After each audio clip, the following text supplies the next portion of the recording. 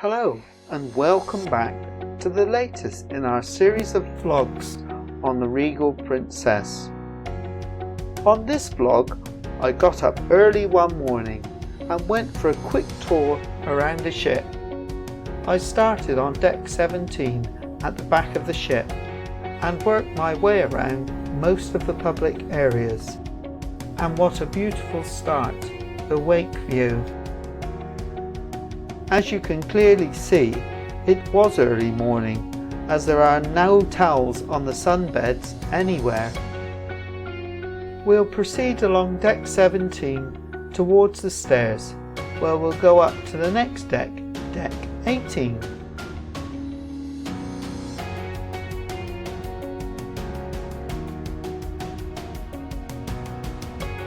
As we come up towards deck 18, on the left hand side we can see the sports courts. This is where a lot of basketball is usually played during the daytime. Deck 18 also contains the walking and running track. I had to get a move on going around here, as you can see, and 7 times around is 1 mile in distance.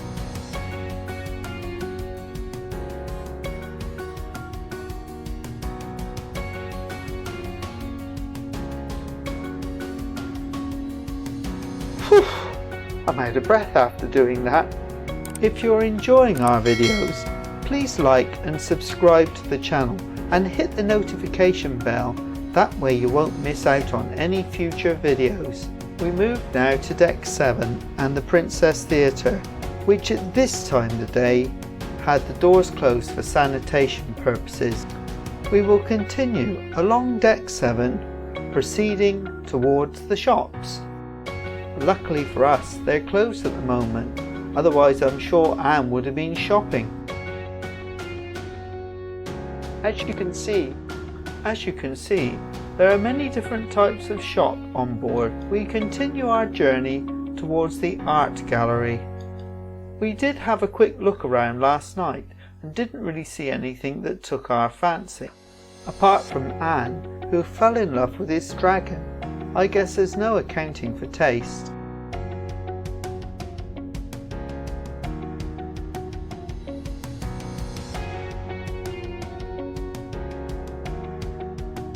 So continuing our way along deck 7, we look down into the casino below and then past some more shops.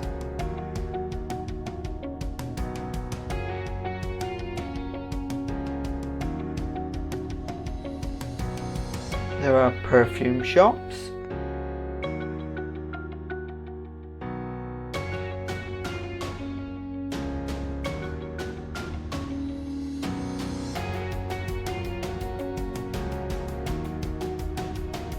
we continue our way towards the piazza and make our entrance through Crooner's bar. It was a lovely venue, but unfortunately we could very rarely get a seat. The guy that performed there each evening had a wonderful voice and we did enjoy listening to him.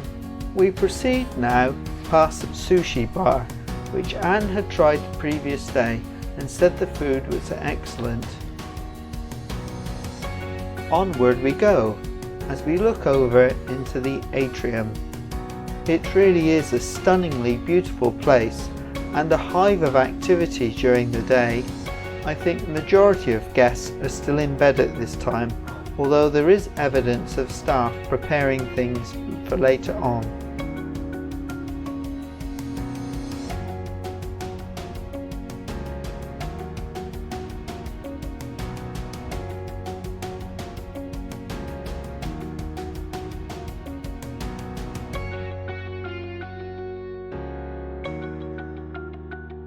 Onward we move.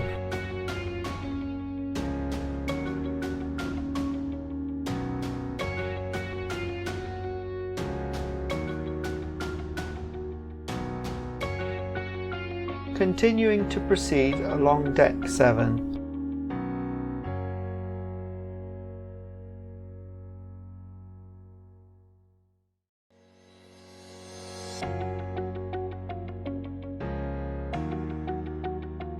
We approach now the Princess Live Cafe, where we enjoyed many a cappuccino or latte and played cards several times.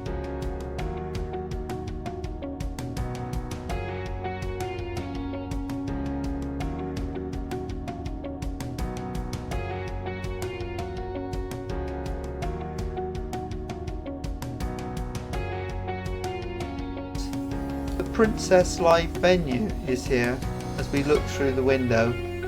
There were many events held in here during the daytime, such as quizzes and music competitions. It was one of the restricted venues where you did have to wear a face mask at all times.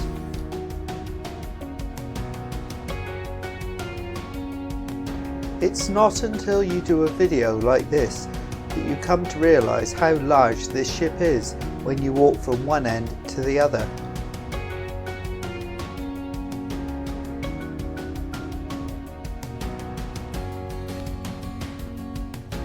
On our right hand side is the Wheelhouse Bar and Crown Grill, which is another specialty restaurant. Unfortunately, because we were only on the ship for 4 days, we didn't get the opportunity to try this one out. The Wheelhouse Bar was also an area for live entertainment during the evening. We saw a pianist and also a talented gentleman playing the guitar and singing. As you can see, quite a number of the seating areas are blanked off and not available for use.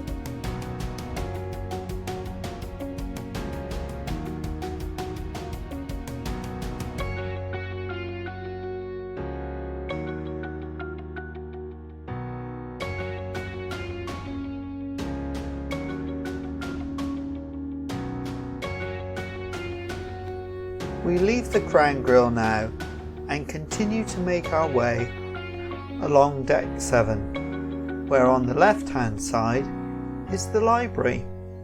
Strangely enough for a library, there are no books present because they've all been removed due to the COVID pandemic. However, it was used quite a lot during the day with people playing board games.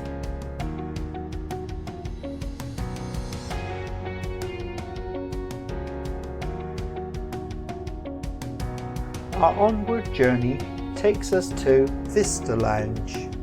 The Vista Lounge is a large show lounge which hosted various events each evening, including an excellent house band called Meridian. We continue our journey by descending the stairs to deck 6.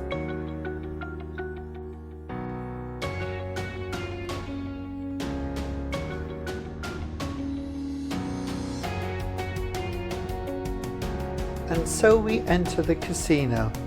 The casino on this ship was absolutely enormous, which is typical for the American market. However, it remained mainly empty during our cruise as it was a British passenger list. I think on a ship designed for UK use, this would have probably been used for a very large bar, as it was something that seemed to be lacking on Regal Princess. We come now to Bellini's, a small wine bar specialising in champagne. On our left hand side is Alfredo's, which is a complimentary dining venue which caters for pizza and Italian food. We did try to eat here on several occasions at lunchtime, but unfortunately there was always a waiting list.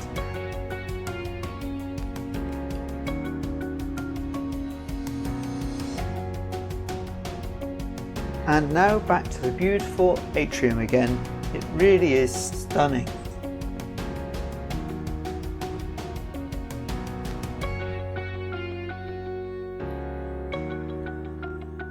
We continue to move along deck 6.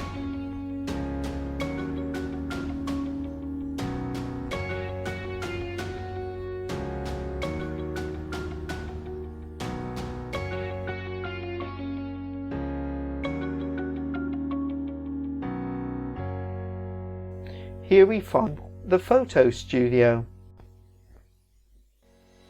and the medallion class sales area, where you are able to buy accessories to go with your medallion, bracelets, necklaces, etc.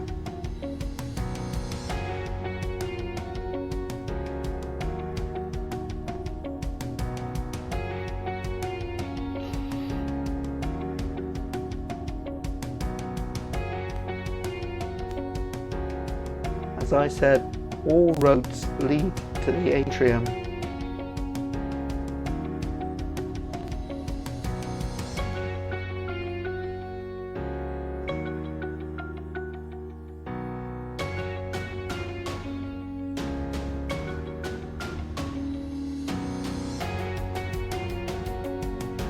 Join me now as we walk down the spiral staircase to deck 5.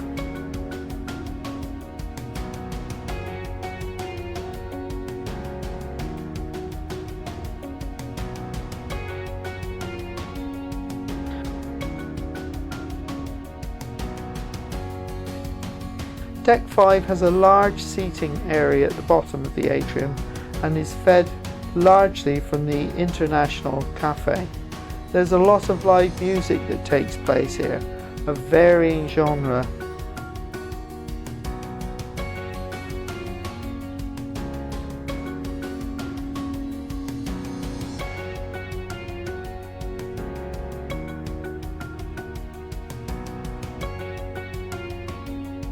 This is Vine's Bar, which is situated near to Sabatini's restaurant, which we had an excellent meal in.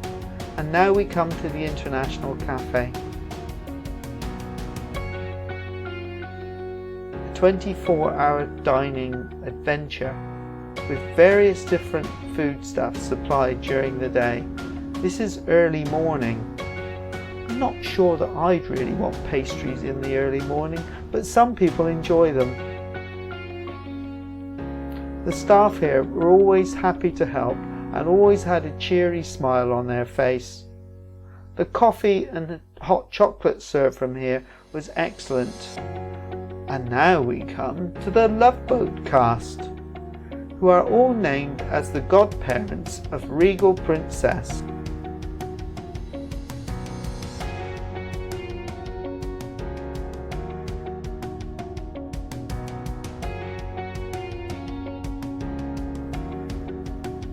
And here is Sabatini's, another specialty restaurant that I think was excellent value for money at just $25 per head.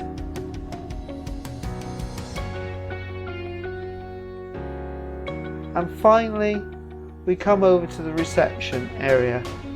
Thank you for watching. I hope you join us again soon.